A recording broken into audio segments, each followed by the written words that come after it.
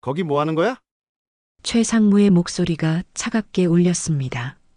태주는 당황했지만 침착하게 대답했어요. 청소하고 있습니다. 쓰레기통에 이런 서류가 있어서요. 뭐? 내가 버린 쓰레기를 왜 뒤지고 있어? 최상무는 화가 나서 소리를 질렀습니다. 아니요. 그냥 치우려고 했는데 눈에 띄어서요. 태주는 해명했지만 최상무는 들으려 하지 않았어요. 이 늙은이가 뭘 훔치려고 하는 거야? 최상무는 서류를 뺏으며 소리쳤습니다. 곧이어 다른 직원들이 몰려왔어요. 소란을 듣고 온 거죠. 무슨 일입니까? 이 청소부가 내 사무실에서 중요한 서류를 훔치려고 했어? 최상무가 흥분해서 말했습니다. 그게 아닙니다. 쓰레기통을 비우다가 발견한 거예요. 태준이 억울하게 말했지만 아무도 믿지 않았어요. 청소부 주제에 무슨 서류를 보려고 해? 요즘 이런 사람들 조심해야 해요. 최상무는 곧바로 보안팀에 연락했습니다. 보안팀이죠? 절도 사건이 발생했어요. 청소부가 기밀 서류를 훔치려고 했습니다. 태준은 절망적이었어요. 진실을 말해도 아무도 믿지 않을 거였죠. 보안팀장이 달려왔어요. 이 사람이 내 사무실에서 회사 기밀 문서를 훔치려고 했어요. 최상무가 단호하게 말했습니다. 증거도 현행범으로 잡았고요. 잠깐만요. 정말 그게 아니라고요. 태준이 필사적으로 해명했지만 소용없었어요. 할아버지, 나이 드셔서 그런지 기억이 안 나시나 봐요? 보안팀장이 비아냥거렸습니다. 청소부가 무슨 회사 서류에 관심이 있겠어요? 분명 팔아먹으려고 했을 거예요. 한 직원이 수군거렸습니다. 요즘 기업 정보 빼돌리는 사람들 많잖아요. 태주는 분노가 치밀어 올랐지만 참았어요. 지금 자신이 회장이라고 밝힐 수는 없었죠. 아직 준비가 안 됐거든요. 정말 오해입니다. 저는 그냥 청소만 했어요. 보안팀은 태준을 별도 공간으로 데려갔어요. 할아버지, 솔직하게 말해요. 누가 시켰어요? 정말 아무도 안 시켰습니다. 오해예요. 태준은 계속 억울함을 호소했지만 아무도 들어주지 않았어요. 오늘도 따뜻한 이야기로 찾아뵙게 되어 반갑습니다. 이야기가 시작되기 전에 무료인 구독과 좋아요 한 번씩 눌러주세요. 서울 중심가 한복판에 우뚝 솟은 대호산업 본사 건물입니다. 40층 높이의 이 거대한 유리 건물은 마치 하늘을 찌를 듯 서 있었죠. 아침 햇살이 건물 전체를 황금빛으로 물들이고 있었습니다. 건물 꼭대기층 회장실에서 강태준이 창밖을 내려다보고 있습니다. 올해 68살인 태준의 얼굴에는 세월의 흔적이 깊게 새겨져 있었습니다. 이마의 주름살과 눈가의 잔주름들이 그가 걸어온 험난한 세월을 말해주고 있었죠. 하지만 그의 눈빛만큼은 여전히 날카로웠습니다. 태준은 젊은 시절 보릿고개를 겪으며 자란 가난한 집 막내 아들이었습니다. 아버지는 일용직 노동자였고 어머니는 남의 집 빨래를 해주며 생계를 이어갔죠. 겨울이면 연탄가스 때문에 머리가 아팠고 여름이면 비가 새는 천장 때문에 잠을 설쳤습니다. 학교에 갈 때도 낡은 운동화에 구멍이 나서 비가 오면 발가락이 젖었죠. 점심시간이면 도시락을 싸올 형편이 안 되어 혼자 교실에 남아 있어야 했습니다. 그런 어린 시절의 아픔이 태준을 더욱 강하게 만들었습니다. 가난하면 무시당하고 돈이 있으면 존경받는다는 것을 어릴 때부터 뼈저리게 느꼈거든요.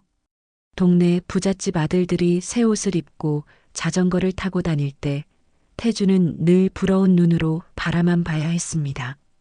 그때부터 태준의 마음속에는 한 가지 신념이 뿌리내렸습니다. 사람은 돈으로 증명하는 거다. 이 한마디가 태준의 인생 철학이 되었죠. 고등학교를 졸업하자마자 20살의 고물상으로 시작해서 지금의 재벌 그룹을 일궈낸 것도 바로 이 신념 때문이었습니다. 태준은 언제나 완벽했습니다. 실수를 용납하지 않았고 감정보다는 논리를 앞세웠습니다. 회의 시간에는 한치의 오차도 허용하지 않았고 보고서에 오타라도 있으면 다시 작성하라고 호통을 쳤죠.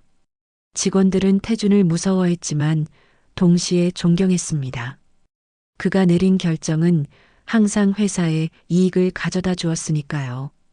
40년 동안 한 번도 적자를 낸 적이 없었고 매년 성장률을 갱신했습니다. 하지만 요즘 들어 회사를 둘러싼 분위기가 심상치 않았습니다. 며칠 전부터 언론에서는 대호산업의 내부 비리를 연일 다루기 시작했죠. 경리부장의 10억 원 횡령 사건이 터진 데 이어 인사팀의 채용 청탁 의혹까지 불거졌습니다. 게다가 노조에서는 임금 인상과 근무 환경 개선을 요구하며 파업을 예고했고 직원들의 내부 고발도 줄을 이었습니다. 더욱 충격적인 것은 인터넷 커뮤니티에 올라온 직원들의 익명 글들이었습니다. 회장님은 직원들을 사람 취급 안 한다. 돈만 있으면 다 된다고 생각하는 꼰대, 갑질의 끝판왕 같은 댓글들이 수백 개씩 달려 있었죠. 태준의 책상 위에는 오늘 아침 신문들이 가지런히 놓여 있었습니다. 헤드라인을 보니 가슴이 답답했죠. 대호산업, 돈은 벌었지만 사람을 잃은 기업, 재벌 갑질, 언제까지 방치할 것인가, 대호산업 직원들, 회장 진심 어린 사과 요구. 한 신문에는 태준의 사진과 함께 냉혈한 철의 회장의 민낯이라는 제목까지 붙어 있었습니다. 태준은 화가 나서 신문을 바닥에 집어던졌습니다. 40년간 피땀 흘려 쌓아 올린 제국이 하루아침에 흔들리는 것 같았죠. 비서인 김 과장이 조심스럽게 문을 두드리고 들어와 보고했습니다. 회장님, 오늘 오후 2시에 기자들이 몰려올 예정입니다. 어떻게 대응하실까요? 내가 뭘 잘못했다는 거냐? 회사를 키우고 수만 명의 일자리를 만들어준 게 죄인가? 태준의 목소리에는 분노가 섞여 있었습니다. 내가 얼마나 열심히 살았는데 이런 소리를 들어야 하냐? 하지만 동시에 묘한 불안감도 느꼈죠. 혹시 정말로 자신이 놓치고 있는 게 있는 건 아닐까? 직원들이 진심으로 불만을 품고 있는 건 아닐까? 지금까지 자신이 옳다고 믿어왔던 모든 것들이 흔들리는 기분이었습니다. 김 과장이 더욱 조심스럽게 말했습니다. 회장님, 사실 직원들 사이에서는 예전부터 여러 가지 불만이 많았습니다. 다만 감히 말을 못했을 뿐이죠. 태준은 김 과장을 날카롭게 노려봤습니다. 무슨 소리냐? 우리 회사 복리후생이 업계 최고 수준인데 월급도 다른 회사보다 많이 주고.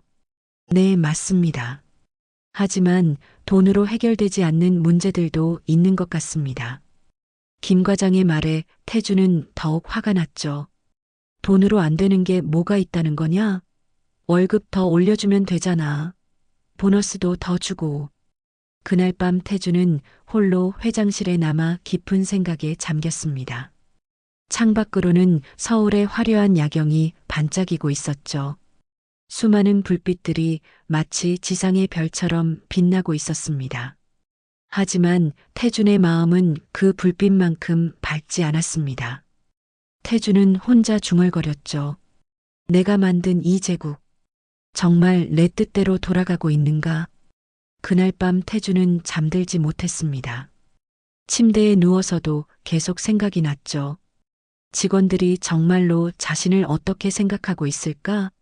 회사 안에서는 모두가 고개를 숙이고 존경한다고 말하지만 진심일까? 아니면 회장이라는 지위 때문에 억지로 그런 척하는 걸까? 태준은 천장을 바라보며 이런 생각들 때문에 잠이 오지 않았습니다. 새벽 5시가 되어서야 태준은 결심했습니다. 직접 확인해 보기로 한 거죠. 사람들의 진짜 마음을 보고 싶었습니다. 회장이 아닌 평범한 사람으로서 말이죠. 지위의 힘이 아닌 진짜 자신의 모습으로 사람들과 만나보고 싶었습니다. 다음 날 아침 태준은 인사팀에 전화를 걸었습니다. 청소 용역 회사에 사람 1명 더 뽑는다고 연락해라. 임시직으로 한 달만 쓸 거다. 인사팀장은 의아해했지만 회장의 지시라 그대로 따랐죠. 특별한 이유라도 있으신가요? 그냥 인력이 부족하다고 들어서 그래. 태주는 옷장에서 가장 낡은 옷을 꺼냈습니다. 10년 전에 입던 검은색 작업복과 헌 운동화였죠. 옷장 깊숙이 있던 낡은 모자도 찾아 썼습니다. 거울을 보니 완전히 다른 사람 같았습니다. 평소 단정하게 빗어넘긴 머리를 헝클어뜨리고 며칠간 면도를 하지 않아 수염이 자란 얼굴에는 피로가 가득했습니다. 강만수. 이제부터 내 이름은 강만수다. 태주는 거울 속 자신에게 말했습니다. 어릴 적 아버지가 불러주던 애칭이었죠. 돈 많이 벌라는 뜻에서 만수라고 불렀던 게 기억났습니다. 아버지는 늘 말씀하셨죠. 만수야, 너는 꼭 성공해서 우리 가문의 한을 풀어라. 월요일 새벽 4시 태주는 대호산업 지하 직원 출입구로 갔습니다. 평소 회장 전용 엘리베이터로만 출입하던 건물을 직원 출입구로 들어가니 느낌이 완전히 달랐습니다. 청소 용역 회사 관리자가 기다리고 있었죠. 강만수 씨 맞나요? 오늘부터 우리 팀에서 일하시게 됩니다. 관리자는 태준을 위아래로 훑어봤습니다. 나이가 좀 있으시네요. 예수는 넘어 보이는데 이 힘든 일을 버틸 수 있을까요? 괜찮습니다. 꼭 필요해서 나온 거라. 태준은 목소리를 일부러 굵게 만들어 대답했습니다. 청소 도구를 받고 업무 설명을 들었습니다. 새벽 4시부터 오전 9시까지 회사 전체 40층을 청소하는 일이었죠. 화장실 청소, 복도 걸레질, 쓰레기통 비우기, 엘리베이터 닦기, 회의실 정리까지 해야 할 일이 산더미였습니다. 관리자는 친절하게 설명해 줬습니다. 어르신, 특히 임원층은 꼼꼼히 해야 해요. 까다로우신 분들이라 조금이라도 더러우면 바로 컴플레인 들어와요. 젊은 청소부가 걱정스럽게 알려줬습니다. 그리고 임원들 만나면 인사 꼭 하세요. 무시당하기 싫으면요. 태주는 40층 회장실부터 청소를 시작했습니다. 자신의 사무실을 남의 손으로 청소하니 묘한 기분이었죠. 책상 위의 서류들, 벽에 걸린 상장들, 소파 위의 쿠션까지 하나하나 꼼꼼히 닦아냈습니다. 평소 당연하게 여겼던 깨끗한 사무실이 누군가의 노력으로 유지되고 있다는 걸 처음으로 깨달았습니다. 6시가 되자 직원들이 하나둘 출근하기 시작했습니다. 엘리베이터에서 만난 부장들은 태준을 힐끗 보더니 시선을 돌렸죠. 평소 회장실에서 보던 그 사람들이었는데 지금은 완전히 다른 모습이었습니다. 마치 태준이 투명 인간인 것처럼 행동했죠. 새로운 청소부 아저씨네. 한 과장이 동료에게 말했습니다. 나이가 꽤 있으신데 이런 일을 하시네. 힘들지 않을까? 요즘 일자리가 없으니까 어쩔 수 없죠. 우리도 나이 들면 저렇게 될 수도 있어요. 다른 직원이 동정하는 듯 말했습니다. 태주는 고개를 숙이고 청소를 계속했습니다. 복도를 걸레질하고 있는데 임원들이 지나가면서 나누는 대화가 귀에 들렸죠. 회장님이 요즘 예민하시던데 언론 때문에 스트레스 받으시나 봐. 그러게요. 직원들 불만도 많고 사실 우리도 힘들잖아요. 야근에 주말 출근까지. 쉿, 조심해서 말해. 어디서 듣고 있을지 몰라. 태주는 가슴이 답답했습니다. 이런 대화를 나누는 줄은 전혀 몰랐거든요. 평소 회의에서는 모두가 회사 정책에 찬성한다고 말했는데 진짜 속마음은 달랐던 거죠. 점심시간이 되자 태주는 지하 구내식당으로 갔습니다. 청소부들을 위한 별도 공간이 있었죠. 좁고 어두운 곳이었지만 그곳에서 이정자 아주머니를 만났습니다. 58살의 정자 아주머니는 20년째 구내식당에서 일하고 있었습니다. 어머, 새로 오신 분이시구나. 첫날인데 많이 힘드셨죠? 정자 아주머니는 따뜻한 미소로 태준을 맞았습니다. 이거 드세요. 오늘 반찬이 맛있어요. 김치찌개도 얼큰하고. 정자 아주머니는 태준의 밥상에 반찬을 한 가지씩 더 올려줬습니다.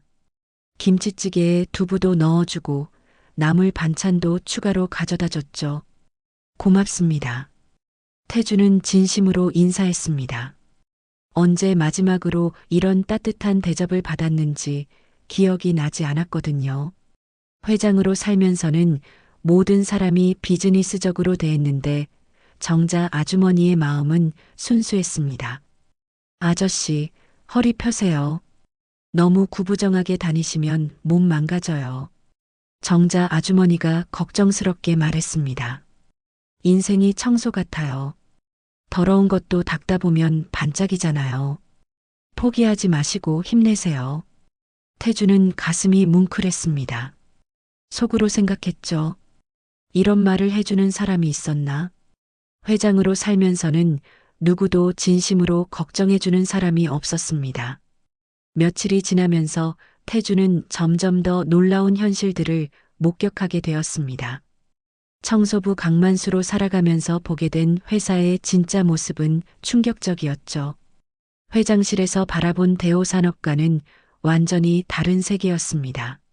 화요일 아침 태주는 영업부 사무실을 청소하고 있었습니다. 직원들이 하나둘 출근하면서 하루가 시작되었죠. 그런데 곧이어 부장의 고함 소리가 사무실을 가득 채웠습니다. 이 바보야. 이런 식으로 보고서를 쓰면 어떻게 하냐? 김 부장이 신입사원에게 소리를 지르고 있었습니다. 머리에 뭐가 들었냐? 대학은 어떻게 나왔어? 신입사원은 고개를 숙인 채 벌벌 떨고 있었죠. 태주는 걸레질을 하면서 그 모습을 지켜봤습니다. 김 부장은 평소 회장 앞에서는 항상 공손하고 예의 바른 모습을 보였는데 지금은 완전히 다른 사람이었죠. 다시 써와. 오늘 밤새서라도 제대로 된 보고서 만들어와. 신입사원의 눈에는 눈물이 고여 있었습니다. 태주는 가슴이 답답했습니다. 이런 일이 자신이 만든 회사에서 벌어지고 있다니. 하지만 청소부 강만수로서는 아무것도 할 수 없었죠. 수요일에는 더욱 충격적인 일을 봤습니다. 점심시간에 임원 식당 근처를 청소하고 있는데 이사들이 모여서 대화하는 소리가 들렸습니다. 이번 주말 골프 모임 어때? 회사 법인카드로 결제하면 되잖아. 좋지. 어차피 접대비 명목으로 처리하면 돼. 요즘 회장님이 예민하시니까 조심해서 해야겠어. 뭐 어때? 우리가 회사 위에서 얼마나 고생하는데. 태주는 귀를 의심했습니다. 회사 돈을 개인적으로 사용하고 있다는 거였죠. 그것도 아무렇지 않게 말이에요. 이사들은 계속 대화를 이어갔습니다. 그런데 요즘 직원들이 너무 목소리를 높이는 것 같아. 노조 때문인가? 그러게. 예전엔 그냥 시키는 대로 했는데 월급이나 더 주면 조용해질 거야. 돈으로 안 되는 게 뭐 있어. 태주는 걸레를 꽉 쥐었습니다. 자신이 평소 믿고 있던 간부들이 이런 생각을 하고 있다니. 더욱 화가 난 것은 직원들을 단순히 돈으로만 관리할 수 있다고 생각하는 태도였죠. 목요일 오후에는 정말 견디기 힘든 장면을 목격했습니다. 지하 주차장을 청소하고 있는데 박 팀장이 경비실로 들어가는 모습이 보였습니다. 경비 아저씨는 70이 넘은 노인분으로 최근에 당뇨병으로 고생하고 있다는 소문이 있었죠. 야, 이 영감아. 차량 관리를 이따위로 하냐? 박 팀장의 목소리가 경비실에서 터져 나왔습니다. 내 차에 새똥이 떨어져 있는데 왜 안 닦았어? 경비 아저씨는 고개를 숙이며 사과했습니다.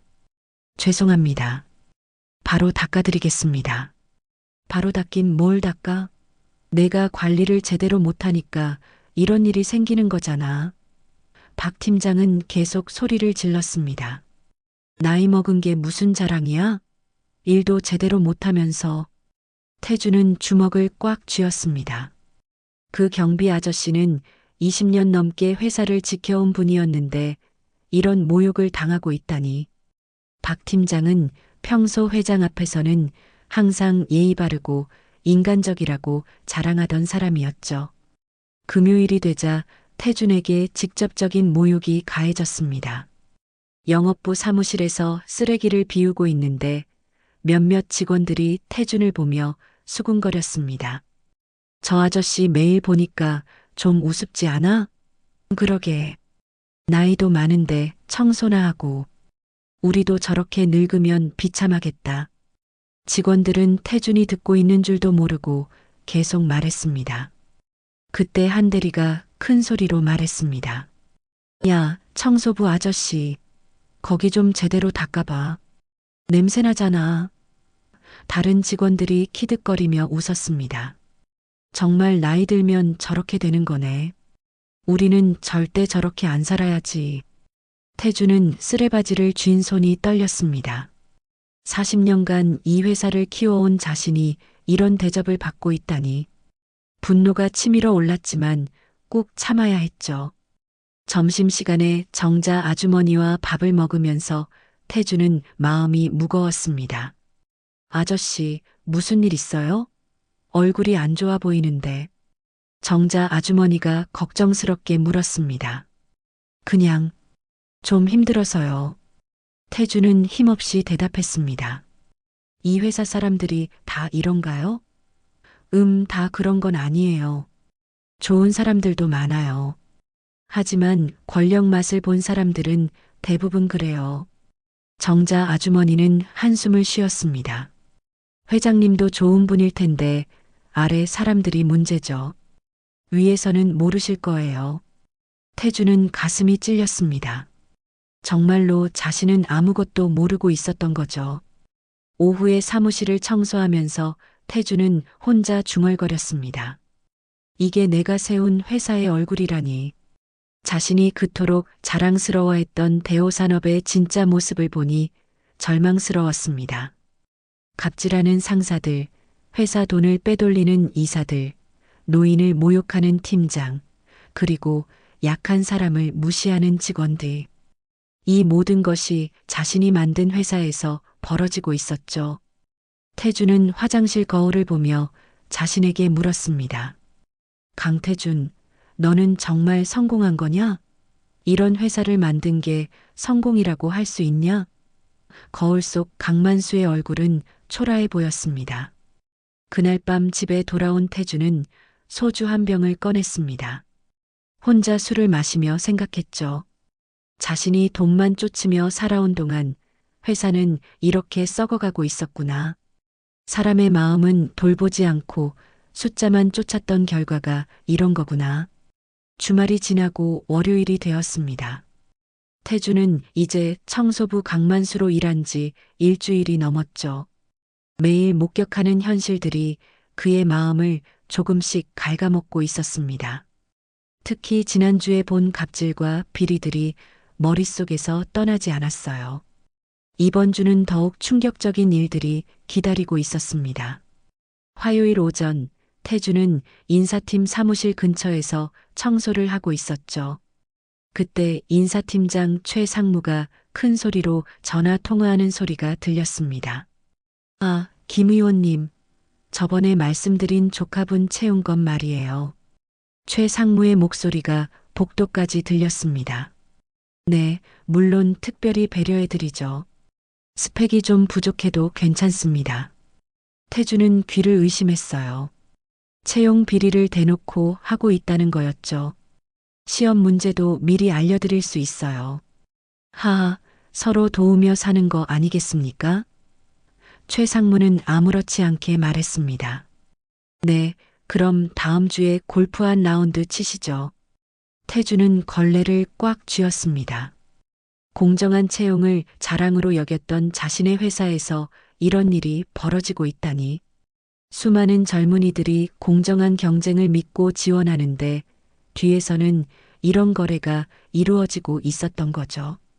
수요일에는 더욱 가슴 아픈 일이 벌어졌습니다. 점심시간에 구내식당에서 일하던 정자 아주머니가 문제가 생겼어요. 한 임원이 음식에 대해 불만을 제기한 거였죠. 이게 뭐야? 국이 너무 짜잖아. 전무가 큰 소리로 따졌습니다. 이런 식으로 음식을 만들면 어떻게 해? 정자 아주머니는 고개를 숙이며 사과했어요. 죄송합니다. 바로 새로 만들어 드리겠습니다. 새로 만들어서 뭐해? 이미 기분 다 망쳤는데. 전무는 계속 소리를 질렀습니다. 다른 직원들이 모두 쳐다보는 상황이었죠. 정자 아주머니의 얼굴이 빨갛게 달아올랐어요. 그때 인사팀장 최 상무가 나타났습니다. 무슨 일입니까? 아, 최 상무님. 이 아주머니가 음식을 제대로 못 만드네요. 전무가 불평했어요. 최 상무는 정자 아주머니를 노려보며 말했습니다. 아주머니, 이런 식으로 일하시면 안 되죠. 임원님들께 죄송하다고 제대로 사과드려요. 정자 아주머니는 더욱 고개를 숙였어요. 청소부 따위가 왜 목소리를 내냐고 그러더군요. 최 상무가 비아냥거리며 말했습니다. 아주머니들은 시키는 대로만 하면 되는 거예요. 주제 파악을 좀 하세요. 태주는 피가 거꾸로 솟는 것 같았습니다. 정자 아주머니는 20년 넘게 성실하게 일해온 분인데 이런 모욕을 당하고 있다니. 게다가 청소부 따위라는 말까지. 자신을 포함해서 모든 노동자들을 무시하는 발언이었죠. 정자 아주머니는 눈물을 참으며 말했습니다. 죄송합니다. 앞으로 더 조심하겠습니다. 목소리가 떨리고 있었어요. 태주는 참을 수 없었지만 청소부 강만수로서는 아무것도 할 수 없었습니다. 점심 후에 태주는 정자 아주머니를 찾아갔습니다. 아주머니, 괜찮으세요? 정자 아주머니는 눈을 빨갛게 부어가며 대답했어요. 괜찮아요. 이런 일이 한두 번이 아니라서요. 이런 일이 자주 있나요? 태준이 물었습니다. 네, 요즘 더 심해졌어요. 특히 최 상무님이 오시고 나서부터는. 정자 아주머니는 한숨을 쉬었죠. 우리 같은 사람들은 참고 살아야죠. 어디 갈 데도 없고. 태주는 가슴이 찢어지는 것 같았습니다. 자신이 만든 회사에서 이런 일들이 벌어지고 있다니. 더욱 화가 난 것은 자신이 지금까지 이런 현실을 전혀 몰랐다는 거였어요. 그날 밤 태주는 집에서 혼자 소주 한 병을 꺼냈습니다. 작은 상에 안주 하나 없이 술잔만 놓고 앉았죠. 첫 잔을 마시며 중얼거렸습니다. 나는 권력을 가졌는데 인간을 잃었구나. 두 번째 잔을 마시며 생각했어요. 자신이 그토록 자랑스러워했던 성공이 무엇이었을까? 돈과 권력은 얻었지만 정작 사람의 마음은 하나도 얻지 못했구나. 아니, 오히려 사람들을 상처 주는 일에만 써왔구나. 세 번째 잔을 마시며 태주는 결심했습니다. 이제 그냥 넘어갈 수는 없었어요. 회사 안에서 벌어지는 모든 부정과 비리, 갑질의 실상을 정확히 파악해야겠다고 생각했죠. 다음 날부터 태주는 본격적으로 움직이기 시작했습니다. 청소를 하면서 틈틈이 직원들의 실태를 기록하기 시작했어요. 작은 수첩을 항상 가지고 다니며 목격한 일들을 적었죠. 오전 9시 30분 김 부장이 신입사원에게 폭언. 인격 모독 수준의 발언. 오후 2시 이사진 회의실에서 회사 돈으로 개인 골프 계획 논의. 오후 4시 최 상무 채용 비리 전화 통화 목격. 태주는 더 나아가 증거를 수집하기 시작했습니다. 쓰레기통에 버려진 서류들을 조심스럽게 수거했어요. 찢어진 비리 장부 조각들을 모아서 집에서 다시 맞춰봤죠. 놀랍게도 횡령 자료와 뒷돈거래 내역들이 고스란히 나왔습니다. 금요일에는 보안실에서 백업용 CCTV 저장 장치를 발견했습니다. 청소하다가 우연히 본 건데 오래된 파일들이 그냥 버려져 있더군요. 태주는 몰래 그 자료들을 복사해뒀어요. 주말 동안 태주는 수집한 자료들을 정리했습니다. 책상 위에는 비리 서류들과 갑질 증거들이 산더미처럼 쌓여 있었어요. 보면 볼수록 충격적이었죠. 자신이 그토록 신뢰했던 임원들이 회사를 사유물처럼 생각하고 있었던 거예요. 이게 내가 만든 회사의 진짜 모습이구나. 태주는 혼자 중얼거렸습니다. 돈으로 모든 걸 해결할 수 있다고 생각했는데 정작 돈 때문에 모든 게 망가졌구나. 그는 어머니 사진을 바라보며 말했어요. 어머니, 제가 잘못 살았습니다. 사람 마음이 더 소중하다고 하셨는데 저는 그 말씀을 무시했어요. 눈가에 눈물이 맺혔습니다. 태주는 결심했어요. 이제는 진실을 밝혀야 한다고. 자신이 회장이라는 것을 밝히고 회사 안의 모든 부정을 청산해야겠다고 생각했죠. 더 이상 침묵할 수는 없었습니다. 월요일 아침 태주는 평소와 같이 새벽 4시에 출근했습니다.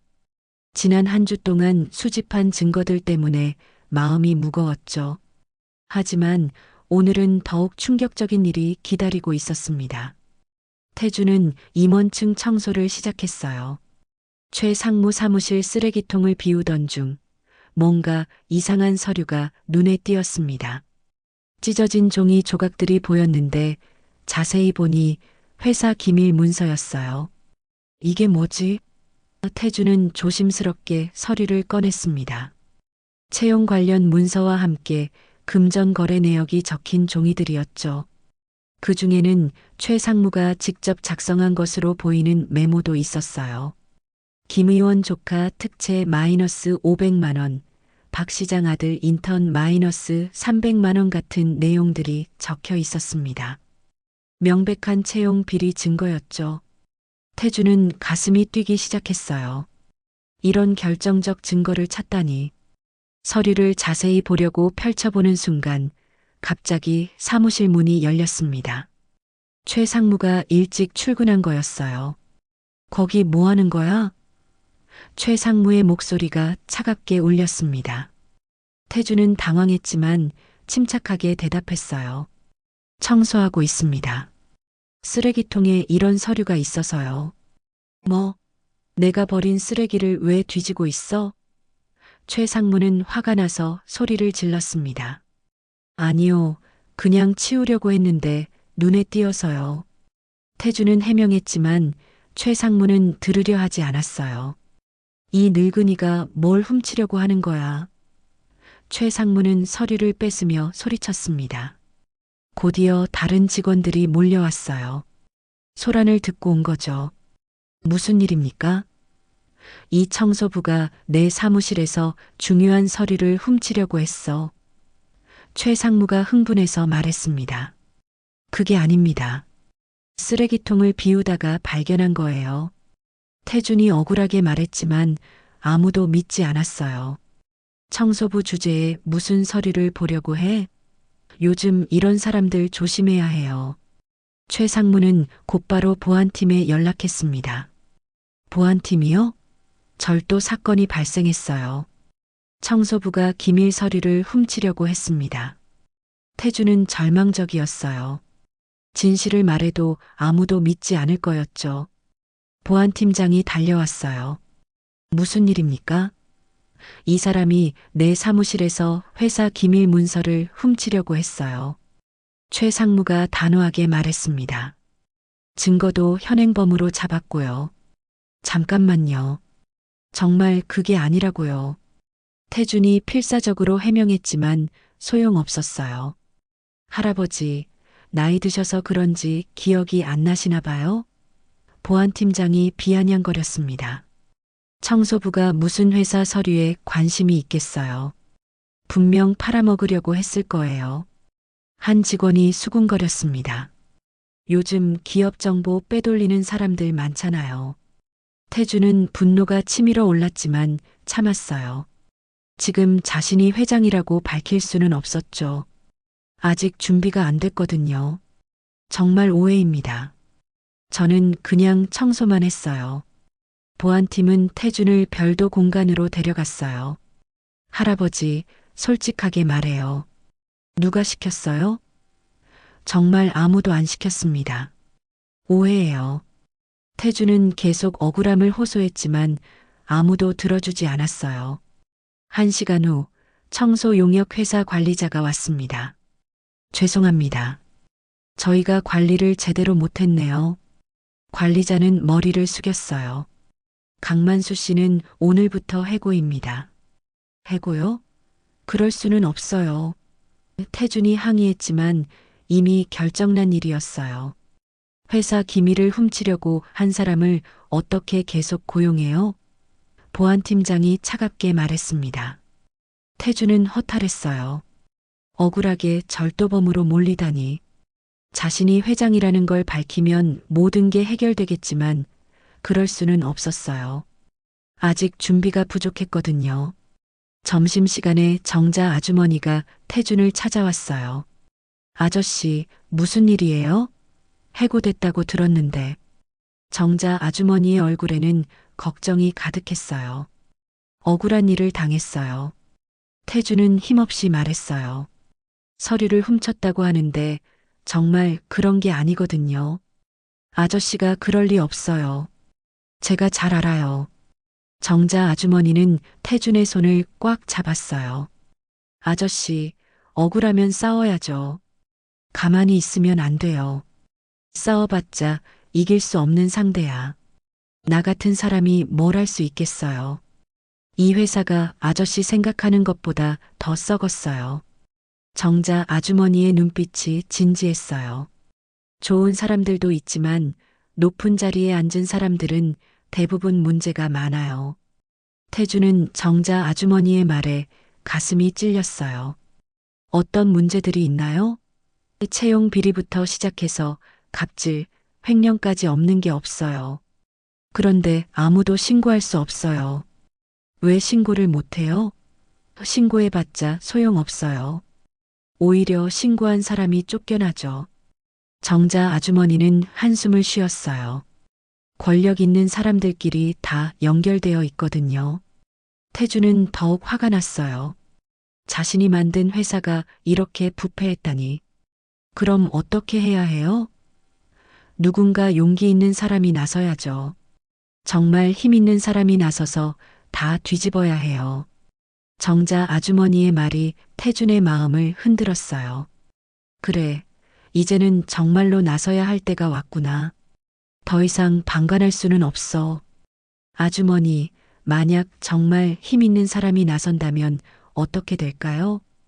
태준이 조심스럽게 물었어요. 글쎄요. 좋아질 수도 있겠지만 쉽지 않을 거예요. 기득권들이 가만 안 있을 테니까. 태주는 마음을 굳혔어요. 이제는 정말로 모든 걸 걸고 싸워야겠다고. 강만수로서의 마지막 날 정자 아주머니의 격려가 그에게 큰 힘이 되었어요. 아주머니 고마워요. 정말 많이 도움이 됐어요. 아저씨도 힘내세요. 억울한 일 당했지만 포기하지 마세요. 정자 아주머니는 따뜻하게 위로해줬어요. 태주는 회사를 떠나면서 생각했어요. 이제 진짜 전쟁이 시작이다. 해고당한 지 며칠이 지났습니다. 태주는 집에서 그동안 수집한 자료들을 정리하고 있었어요. 책상 위에는 비리 증거들과 갑질 기록들이 산더미처럼 쌓여 있었죠. 이제 모든 준비가 끝났습니다. 마침 좋은 기회가 찾아왔어요. 대호산업 창립 40주년 기념식이 이번 주 금요일에 열리기로 되어 있었거든요. 전 직원과 주요 인사들, 그리고 언론사까지 참석하는 대규모 행사였죠. 태주는 결심했습니다. 바로 그 자리에서 모든 진실을 밝히겠다고. 더 이상 숨어서 지켜볼 수는 없었어요. 자신이 만든 회사가 이렇게 썩어가는 걸 방치할 수는 없었거든요. 기념식 당일 태주는 평소 입던 청소부 작업복을 다시 꺼냈습니다. 검은색 작업복과 낡은 운동화, 그리고 때가 묻은 모자까지. 거울을 보니 지난 2주 동안의 경험이 얼굴에 그대로 드러나 있었어요. 오늘이 마지막이다. 태주는 거울 속 자신에게 말했습니다. 강만수로서의 마지막 날이자 강태준으로서 새로 시작하는 날이다. 대호산업 본사 대강당은 화려하게 꾸며져 있었습니다. 무대 위에는 창립 40주년 기념식이라는 대형 현수막이 걸려 있었고 수백 명의 하객들이 자리를 채우고 있었어요. 임원들은 앞자리에, 일반 직원들은 뒷자리에 앉아 있었죠. 사회자가 마이크를 잡고 행사를 시작했습니다. 존경하는 내외 귀빈 여러분, 대호산업 창립 40주년 기념식을 시작하겠습니다. 박수가 터져 나왔어요. 먼저 강태준 회장님의 기념사를 듣겠습니다. 사회자가 소개했지만 태준은 나타나지 않았어요. 비서가 당황하며 여기저기 찾아다녔죠. 회장님이 안 보이는데요? 임원들이 수군거리기 시작했습니다. 회장님이 어디 계시지? 이상하네. 이런 중요한 자리에. 하객들도 웅성거리기 시작했어요. 그때였습니다. 강당 뒤쪽 문이 열리면서 청소부 복장을 한 남자가 천천히 걸어 들어왔어요. 낡은 작업복에 때 묻은 모자를 쓴 모습이었죠. 사람들이 하나둘 그쪽을 쳐다보기 시작했습니다. 저 사람이 누구야? 청소부인가? 왜 기념식에 들어와? 사람들의 수군거림이 점점 커졌어요. 보안 요원들이 다가가려고 했지만 그 남자는 이미 무대 앞까지 와 있었습니다. 태주는 천천히 무대로 올라갔어요. 사회자가 당황하며 말했습니다. 잠깐만요. 어떻게 된 일인지요? 임원들의 얼굴이 하얗게 질렸어요. 특히 최상무는 눈을 크게 떴죠. 저 사람 며칠 전에 해고된 청소부 아닌가? 맞다. 절도 혐의로 쫓겨난 그 사람이야. 임원들이 술렁거렸어요.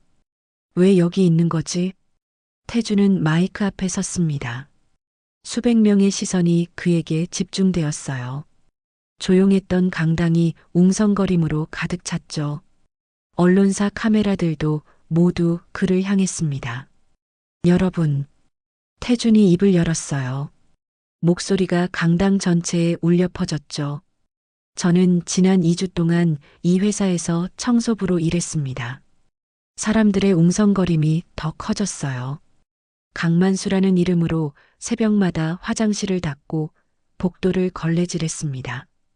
태주는 차분하게 말을 이어갔어요. 여러분의 쓰레기를 치우고 여러분이 흘린 음식을 닦았습니다. 임원들이 불안해하기 시작했어요. 저 사람이 뭘 하려는 거야? 빨리 내보내야 하는 거 아닌가? 하지만 태준은 계속 말했습니다. 그런데 말입니다. 태준이 목소리를 높였어요. 청소부로 지내면서 정말 많은 것을 봤습니다. 이 회사의 진짜 모습을 말이죠. 태준은 천천히 모자를 벗었습니다. 그리고 작업복 지퍼를 내렸어요. 사람들이 점점 그의 얼굴을 알아보기 시작했습니다. 저 사람.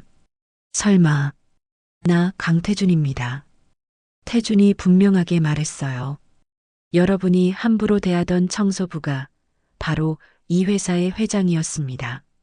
강당이 순간 조용해졌습니다. 침묵이 흘렀죠. 그리고 곧이어 폭발적인 반응이 터져 나왔어요. 뭐라고? 회장님이 청소부였다고? 이게 무슨 일이야? 임원들의 얼굴이 새하얗게 질렸어요. 특히 최상무는 의자에서 털썩 주저앉았죠. 지난 2주 동안 자신들이 어떻게 행동했는지 모두 기억났거든요. 지난 2주 동안 저는 많은 것을 목격했습니다. 태준의 목소리가 떨리기 시작했어요. 채용 비리, 횡령, 갑질, 그리고 약한 사람들에 대한 무시와 모욕까지. 태준은 가져온 서류 뭉치를 들어보였어요. 여기 모든 증거가 있습니다. 여러분이 회사를 어떻게 사유화했는지, 직원들을 어떻게 괴롭혔는지 다 기록되어 있어요. 언론사 기자들이 카메라를 더 가까이 가져왔어요. 이건 특종이었거든요. 재벌 회장이 청소부로 위장했다가 내부 비리를 폭로하는 장면이라니. 저는 오늘 이 자리에서 사과드립니다. 태준의 목소리가 눈물에 젖어갔어요. 제가 돈만 쫓으며 살아온 동안 이 회사는 인간성을 잃어버렸습니다. 나는 회장으로 살았지만 사람으로는 살지 못했습니다. 태준의 눈에서 눈물이 흘러내렸어요. 오늘부터 그걸 고치려 합니다. 강당은 완전한 정적에 휩싸였습니다. 수백 명의 사람들이 숨죽이며 태준의 말을 듣고 있었어요. 이런 장면을 본 사람은 아무도 없었거든요. 태준의 폭로가 끝나자 강당은 완전한 혼란에 빠졌습니다. 기자들은 카메라를 들이대며 질문을 쏟아냈고 직원들은 서로 수군거리며 놀라움을 감추지 못했어요. 임원들은 어떻게 대응해야 할지 몰라 우왕좌왕했죠. 회장님, 정말 청소부로 위장하신 거였습니까? 한 기자가 마이크를 들이댔어요. 네, 맞습니다. 태준이 단호하게 대답했습니다. 제가 직접 확인하고 싶었거든요. 이 회사의 진짜 모습을 말이에요. 그럼 수집하신 증거들을 공개하실 건가요? 다른 기자가 물었어요. 물론입니다. 태준은 서류 뭉치를 들어 보였어요. 채용 비리부터 횡령까지 모든 증거가 여기 있습니다. 최 상무가 황급히 일어서서 말했습니다. 회장님, 잠깐만요. 이런 자리에서 갑자기 닥쳐요. 태준이 차갑게 말을 끊었어요. 당신은 이미 해임입니다. 강당이 다시 조용해졌어요. 태준의 단호한 목소리가 모든 사람을 압도했거든요. 최 상무, 김 의원 조카 특채건으로 받은 500만 원, 박 시장 아들 인턴건으로 받은 300만 원 모두 기록되어 있어요. 최 상무의 얼굴이 하얗게 질렸어요. 그건 오해입니다. 오해요? 태준이 냉소를 보였어요. 당신이 직접 쓴 메모가 증거인데 무슨 오해예요? 전무님도 마찬가지입니다. 태준이 전무를 향해 말했어요. 회사 법인카드로 개인 골프 치신 거 다 기록되어 있어요. 전무도 말문이 막혔죠. 그리고 박 팀장. 태준의 목소리가 더욱 단단해졌어요. 경비 아저씨께 욕설하신 거 제가 직접 봤습니다. 70 넘은 어르신께 어떻게 그럴 수 있어요? 박 팀장은 고개를 숙였어요. 변명할 말이 없었거든요. 태준은 계속해서 한 명씩 지목했습니다. 김 부장, 신입사원들께 인격 모독 발언하신 것도 다 기록했어요. 임원들이 하나둘 자리에서 일어나 도망가려고 했어요.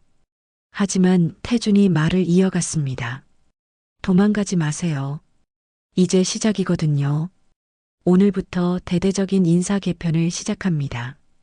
태준이 선언했어요. 비리에 연루된 모든 임원들은 즉시 해임합니다. 기자들이 플래시를 터뜨렸어요. 최 상무, 전무, 박 팀장을 비롯해서 증거가 확실한 임원들은 모두 오늘자로 해고입니다. 태준의 목소리에는 흔들림이 없었어요. 그리고 관련 자료는 모두 검찰에 넘기겠습니다. 해당 임원들의 얼굴이 새하얗게 변했어요. 하지만 태준은 멈추지 않았습니다. 또한 청소, 경비, 식당 등 비정규직으로 일하시는 모든 분들을 정규직으로 전환합니다. 이 말에 강당 뒤쪽에서 박수가 터져 나왔어요. 비정규직 직원들이었죠. 정말입니까? 정규직으로 전환해 주신다고요? 기쁨의 목소리들이 여기저기서 들렸어요. 네, 약속드립니다. 태준이 고개를 끄덕였어요. 여러분이 없으면 이 회사는 돌아갈 수 없거든요.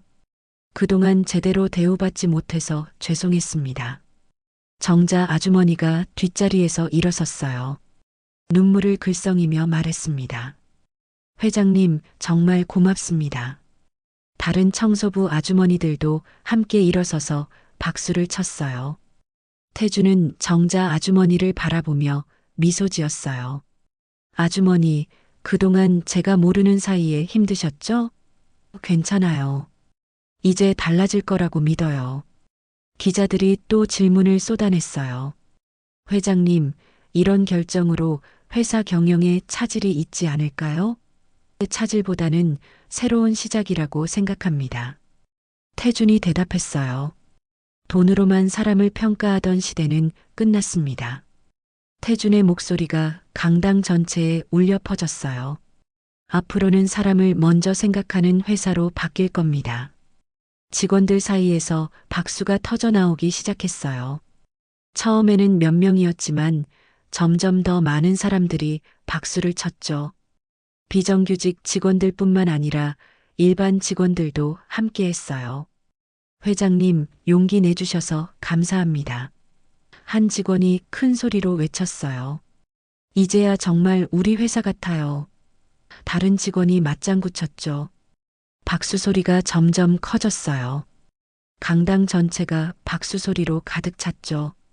태주는 눈물을 흘리며 고개를 숙여 인사했어요. 40년 만에 처음으로 진심 어린 박수를 받는 기분이었거든요. 정자 아주머니가 무대 앞으로 천천히 걸어왔어요. 태주는 무대에서 내려와 아주머니를 맞이했죠. 아주머니, 회장님. 정자 아주머니는 태준의 손을 꽉 잡았어요. 눈물을 흘리며 말했습니다. 회장님, 이제야 사람 냄새 납니다. 이 말에 태준의 눈에서도 눈물이 쏟아졌어요. 아주머니 말씀이 맞았어요. 인생이 정말 청소 같더라고요. 태준이 웃으며 말했어요. 더러운 것도 닦다 보니 반짝이네요.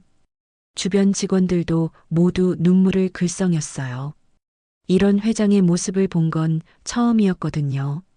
냉정하고 무서웠던 강태준이 아니라 따뜻하고 인간적인 모습이었죠.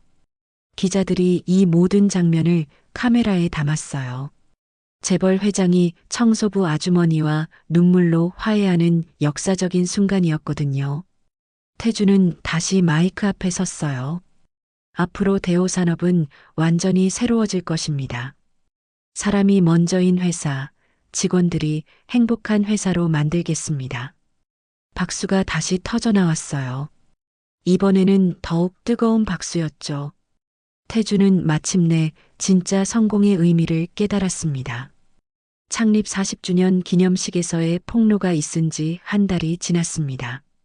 그 사이 대호산업은 완전히 새로운 모습으로 바뀌었어요. 비리에 연루된 임원들은 모두 해임되었고 새로운 사람들이 그 자리를 채웠죠. 무엇보다 회사 분위기가 완전히 달라졌습니다. 비정규직 직원들의 정규직 전환도 순조롭게 진행되었어요. 정자 아주머니를 비롯한 구내식당 직원들, 청소부 아저씨들, 경비 아저씨들까지 모두 정식 사원이 되었죠. 그들의 얼굴에는 이전에 없던 밝은 미소가 있었습니다. 언론에서는 연일 대호산업의 변화를 다뤘어요. 재벌 회장의 눈물 어린 사과, 청소부가 된 회장, 진정한 리더십이란 사람이 먼저인 경영의 새로운 모델 같은 제목의 기사들이 쏟아졌죠. 하지만 정작 태준은 조용히 자신의 길을 걸어가고 있었습니다. 기념식에서의 폭로 이후 일주일 만에 그는 중대한 결정을 내렸어요. 회장직에서 물러나기로 한 거였죠. 회장님, 정말 그러실 건가요? 새로 선임된 사장이 만류했습니다. 지금 회사가 좋은 방향으로 가고 있는데 왜 물러나시려고 해요? 이제 제 역할은 끝났어요. 태준이 담담하게 대답했어요. 저는 그동안 회장이라는 자리에 앉아서 사람들을 내려다봤어요. 이제는 밑에서부터 다시 시작하고 싶습니다. 태준의 목소리에는 확신이 가득했어요. 진짜 사람이 되는 법을 배우고 싶거든요. 임원들이 모두 만류했지만 태준의 의지는 확고했습니다. 새로운 경영진이 더 잘할 거예요. 저는 이제 다른 방식으로 회사를 도울 겁니다. 그렇게 태준은 회장직을 내려놓았어요. 퇴임식은 조용히 치러졌습니다. 화려한 행사 대신 작은 모임으로 진행했죠. 직원들이 모두 참석해서 태준을 배웅했어요. 특히 정자 아주머니를 비롯한 청소부들의 눈에는 눈물이 가득했습니다. 회장님, 정말 가시는 거예요? 정자 아주머니가 아쉬워하며 물었어요. 가는 게 아니라 새로 시작하는 거예요. 태준이 웃으며 대답했죠. 앞으로도 계속 뵐 수 있을 거예요. 다음 날부터 태준은 새로운 일상을 시작했습니다. 매일 새벽 5시에 일어나서 대호산업 본사 앞마당으로 갔어요. 그리고는 빗자루를 들고 천천히 청소를 시작했죠. 처음에는 사람들이 의아해했어요. 저분이 정말 전 회장님 맞나요? 왜 청소를 하고 계시지? 하지만 시간이 지나면서 모두 이해하게 되었죠. 태준의 진심을 알게 된 거예요. 아침마다 출근하는 직원들이 태준에게 인사를 건넸어요. 회장님, 안녕하세요. 오늘도 일찍 나오셨네요. 태준은 빗자루를 든 채로 밝게 웃으며 인사를 받았죠. 안녕하세요. 오늘도 좋은 하루 되세요. 태준의 인사에는 진정성이 담겨 있었어요. 예전처럼 권위적이지 않고 한 사람의 이웃으로서 따뜻하게 말했죠. 처음에는 어색해했지만 태준이 먼저 다가가서 이야기를 나누며 친해졌죠. 태준이 형님, 이렇게 하는 게 맞나요? 젊은 청소부가 물었어요. 맞아요. 이렇게 구석구석 깨끗하게 해야 사람들이 기분 좋게 출근할 수 있어요. 태준이 친절하게 가르쳐줬죠. 일주일이 지나자 정자 아주머니가 태준을 찾아왔어요. 회장님, 아니 태준 씨. 정자 아주머니가 웃으며 말했어요. 이젠 뭐라고 불러야 할지 모르겠어요.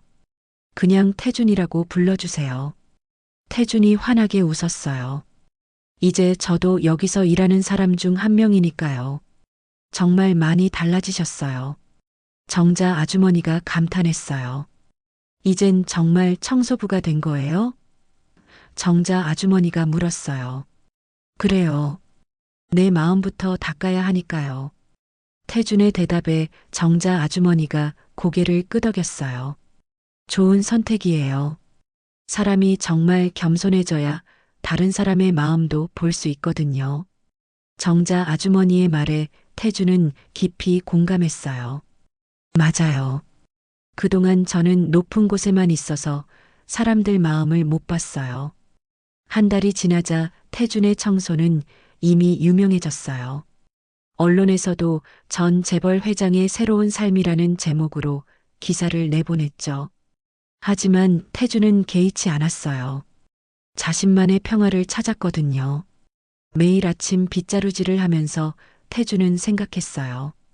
예전에는 돈과 권력으로 모든 걸 해결하려고 했는데 지금은 손으로 직접 하나하나 정성스럽게 하고 있구나. 이게 진짜 일하는 기분이구나. 어느 금요일 아침 태준이 평소처럼 앞마당을 쓸고 있는데 정자 아주머니가 다가왔어요. 태준 씨, 회사 안이 정말 많이 달라졌어요. 어떻게요? 사람들이 서로 존중하고 웃음소리도 많이 늘었어요. 그리고 무엇보다 정자 아주머니가 태준을 바라보며 말했어요. 태준 씨가 진짜 사람다워졌어요. 예전엔 차가운 기계 같았는데 지금은 따뜻한 사람 냄새가 나요. 태준은 가슴이 뭉클했어요. 고마워요. 정말 많이 배웠어요. 뭘 배우셨어요? 그 사람의 진짜 가치는 지위나 돈이 아니라 마음이라는 거요. 해가 점점 높이 떠오르고 있었어요. 따뜻한 햇살이 대호산업 본사 건물 전체를 비추고 있었죠. 직원들이 하나둘 출근하기 시작했고 태준은 그들 한 명 한 명에게 따뜻한 인사를 건넸어요. 안녕하세요. 좋은 아침이에요. 오늘도 화이팅! 대호산업 정문 유리문에는 새로운 문구가 붙어 있었어요. 사람이 먼저인 회사. 태준이 직접 제안한 문구였죠. 그 문구 옆으로 태준의 미소가 비쳤어요. 카메라가 천천히 멀어지면서 전체 풍경이 보였습니다. 거대한 건물 앞에서 빗자루를 든 한 노인이 성실하게 일하고 있었어요. 그의 뒷모습은 더 이상 초라해 보이지 않았습니다. 오히려 당당하고 평화로워 보였죠. 태주는 빗자루를 들고 다음 구역으로 향했어요. 걸음걸이가 가벼웠고 얼굴에는 진짜 행복이 흘러나오고 있었습니다. 오늘도 저희 채널을 찾아주신 여러분께 진심으로 감사드립니다. 이야기가 마음에 드신다면 무료인 구독과 좋아요 버튼을 눌러주시고 댓글로 여러분의 소중한 인생 이야기도 들려주세요.